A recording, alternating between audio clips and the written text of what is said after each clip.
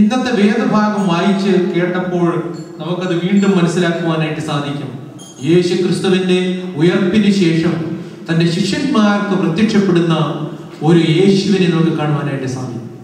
സമാധാനം ഞാൻ നിങ്ങൾക്ക് തരുന്നു, എന്റെ സമാധാനം ലോകം തരുന്നത് പോലെയല്ല എന്ന് ക്രിസ്തു തന്റെ ശിഷ്യന്മാരെ വാതിലടച്ചിരിക്കെ വന്ന് ഓർമ്മിപ്പിക്കുന്ന ഒരു വലിയ ദൂതാണ് ഇന്നത്തെ വേദവായനയിൽ നാം കേട്ടത്.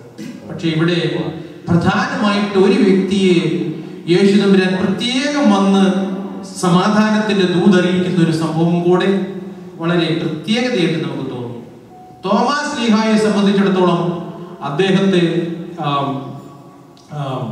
അദ്ദേഹത്തിന് ആദ്യം യേശു തമ്പുരാൻ പ്രത്യക്ഷപ്പെട്ടപ്പോൾ 12 പേരുടെ കൂടെ ഉണ്ടായിരുന്നില്ല. അതുകൊണ്ട് അവനോട് ഈ 12 പേര് പറഞ്ഞപ്പോൾ തോമാസ് ലീഹ നമ്മൾ തന്നെ ചെയ്തതുപോലെയാണ്, എനിക്കത് വിശ്വസിക്കാനൊന്നും സാധിക്കില്ല. നിങ്ങൾ കണ്ടു എന്നുള്ളത് വാസ്തവം, നിങ്ങളോട് സമാധാനം പറഞ്ഞു എന്നുള്ളത് വാസ്തവം, പക്ഷെ ഞാൻ കണ്ടില്ല, എനിക്കങ്ങനെ വിശ്വസിക്കുവാനായിട്ട് സാധിക്കും.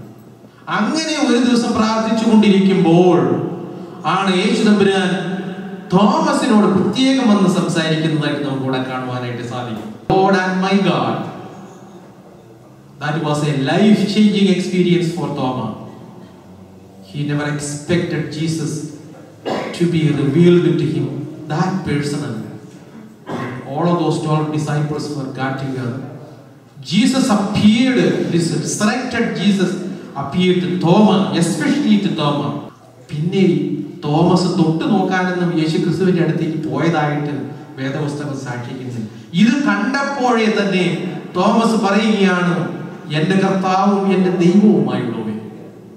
പൂർണ്ണമായി സമർപ്പണത്തിന്റെ ഒരു വലിയ വിശ്വസ്തതയുടെ ഒരു വാക്കുകളാണ് അവന്റെ വായിൽ നിന്ന് പുറപ്പെടുത്തുന്നത്. വാത്സല്യമുള്ളവർ, സഭയുടെ വിശ്വാസവും അതുപോലെ തന്നെ എന്ന് അനേക എഴുത്തുകാർ ചൂണ്ടിക്കാണിക്കുന്നുണ്ട്. എന്റെ കർത്താവും എന്റെ ദൈവവുമായുള്ളവൻ. ഉയർത്തെഴുന്നേറ്റവനായ ക്രിസ്തുവിനെ കുറിച്ച് നാം പറയുന്നത് അങ്ങനെയാണ്, എന്റെ കർത്താവും എന്റെ ദൈവവും ആയുള്ളവേ. ഇത് പലപ്പോഴും നമ്മുടെ പഴയ നിയമ ചരിത്രം പരിശോധിച്ചാൽ നമുക്ക് കാണുവാനായിട്ട് സാധിക്കും. പഴയ നിയമത്തില് അനേകരും വിശ്വസ്തതയെ ടെസ്റ്റ് ചെയ്യുന്നതായിട്ടുള്ള അനുഭവങ്ങളിലൂടെ പോകുന്നത് കാണുവാനായിട്ട് നമുക്ക് സാധിക്കും. വാത്സല്യമുള്ളവരെ, ഇത് തന്നെയാണ് തോമാ ചെയ്തത്. തോമസിന്റെ ചരിത്രം നമുക്ക് കാണുമ്പോൾ യേശു ക്രിസ്തുവിനോട് കൂടി 3.5 വർഷം നടന്നു, വിശ്വസ്തനായിട്ട് നടന്നു, അപ്രത്യക്ഷനായി. യേശു ദൈവമാണെന്ന് അവൻ അറിയാമായിരുന്നു. പക്ഷെ ഒരു കാര്യം, എനിക്ക് അവൻ ഉയർത്തെഴുന്നേറ്റു എന്ന് കണ്ടറിയണം. നമുക്കറിയാമല്ലോ, അവനോട് കൂടെ പലരും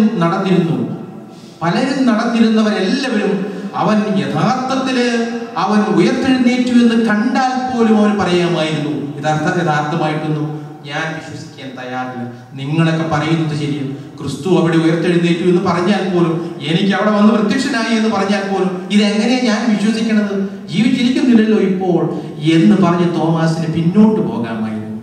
എന്നാൽ അവൻ ആ ക്രിസ്തുവിനെ യഥാർത്ഥമായി കാണുവാൻ ആഗ്രഹിച്ചത് കൊണ്ട്, നിങ്ങൾ ഓർക്കണം, യഥാർത്ഥമായി ക്രിസ്തുവിനെ, ഉയർത്തെഴുന്നേറ്റവനായ ക്രിസ്തുവിനെ കണ്ട് എനിക്ക് മറ്റുള്ളവർക്ക് അതിന് സാക്ഷിയായി തീരണമെന്ന് അവൻ തീരുമാനിച്ചത് കൊണ്ട് യേശു തമ്പുരാൻ തന്നെ തീരുമാനിച്ചു, ഈ തോമാസിന് തന്നെ ഞാൻ പ്രത്യക്ഷപ്പെട്ടിരിക്കും.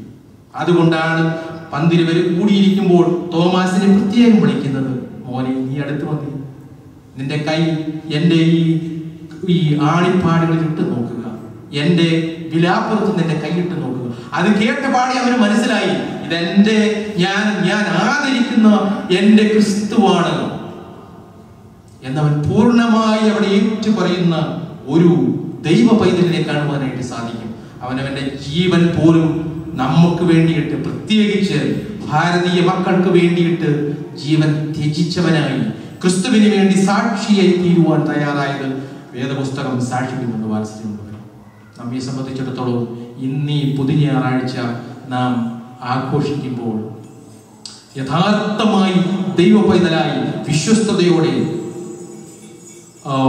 വിശ്വസ്തതയോടെ കരുതലോടുകൂടി ക്രിസ്തു ഉയർത്തെഴുന്നേറ്റവനാണ് എന്ന് പൂർണ്ണമായി വിശ്വസിക്കുവാൻ തക്കവണ്ണം അവന്റെ തിരുമുൻപാകെ കടന്നു വരുമ്പോൾ നമ്മുടെ ജീവിതത്തിലേക്ക്, വ്യക്തിപരമായ ജീവിതത്തിലേക്ക്, സാമൂഹിക ജീവിതത്തിലേക്ക്, കുടുംബ ജീവിതത്തിലേക്ക് ക്രിസ്തു കടന്നു വരും. അവൻ കടന്നു വരുമ്പോൾ നമുക്ക് ആഹ്വാനം ചെയ്യുന്നത് എന്താ അവൻ ആഹ്വാനം ചെയ്യുന്നത്? എന്റെ സമാധാനം ഞാൻ നിങ്ങൾക്ക് നൽകുന്നു. സ്വർഗീയ സമാധാനം കൊണ്ട് നമ്മുടെ ഹൃദയങ്ങളെ നിറയ്ക്കും, നമ്മുടെ ഭവനങ്ങളെ നിറയ്ക്കുമെന്നുള്ളത് യാതൊരു സംശയവുമില്ല. എല്ലാ സമാധാനവും വീട്ടിൽ നിന്ന് കടന്നു പോകും. എല്ലാ സമാധാനവും നമ്മുടെ ഹൃദയത്തിൽ നിന്ന് കടന്നു പോകും. നമ്മുടെ സാമൂഹിക ജീവിതത്തിൽ നിന്ന് കടന്നു പോകും. നമ്മുടെ വ്യക്തിപരമായ ജീവിതത്തിൽ നിന്ന് കടന്നു പോകും. എവിടെ എന്ത് സംഭവിക്കുമ്പോൾ ക്രിസ്തു കടന്നു വന്ന് മുൻപിൽ നിൽക്കുമ്പോൾ അവന്റെ സമാധാനം കൈക്കൊള്ളുവാൻ തക്കവണ്ണം എല്ലാവരും തയ്യാറാകുകയും ദൈനംദിനം ക്രിസ്തുവിനെ ഹൃദയത്തിലേക്ക് സ്വീകരിക്കുവാൻ തക്കവണ്ണം എപ്പോഴും അവനെ ക്ഷണിക്കുന്നവരായി ജീവിക്കുവാൻ തക്കവണ്ണം അവന്റെ മുൻപാകെ കടന്നു വരണമേ എന്ന് നിങ്ങളുടെ സ്നേഹത്തോടെ ഓർമ്മിപ്പിച്ചുകൊണ്ട് എന്റെ വാക്കുകൾ ചുരുക്കുന്നു. ദൈവം നിങ്ങളെ ഏവരെയും